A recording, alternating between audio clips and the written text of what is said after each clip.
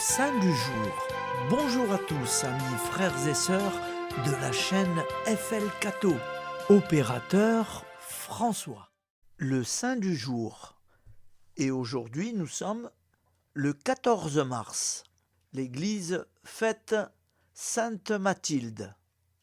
Mathilde est un nom d'origine germanique qui signifie force, mat et combat. Reine de Germanie au Xe siècle, fille de Thierry de Saxe, Mathilde épousera Henri, l'oiseleur, qui devient roi de Germanie. Il mènera une vie politique de grande taille, déjà européenne. Il impose son autorité en Souabe et en Bavière, réintègre la Lorraine dans la mouvance germanique et tient en échec Slaves et Hongrois. Pendant que son époux, guerrois, Mathilde élève leurs enfants. L'aîné, Othon, sera empereur d'Allemagne et roi d'Italie, premier titulaire du Saint-Empire romain germanique.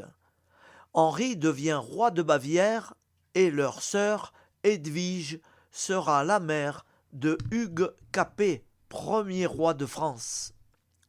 Pauvre reine Mathilde, excellente mère. Elle avait toutefois un faible pour son second fils, Henri. L'aîné Othon lui en tenait rancune. Après la mort du roi Henri, il se mit d'accord avec son frère pour dépouiller leur mère de son douaire et la reléguer dans un couvent en Westphalie. Mathilde fut sauvée dans sa douleur par sa foi en la Providence. Aux princes et aux prélats, venant la plaindre, elle répondait « Mes enfants sont pour moi l'instrument de la volonté de Dieu. Qu'ils soient bénis et les bénissent. Les fils ingrats finiront par rendre à leur mère sa liberté et ses biens. Mathilde dépensa tout en créant des œuvres de charité pour les pauvres et les malheureux, ainsi que nombre d'églises et de monastères en Allemagne de l'Ouest.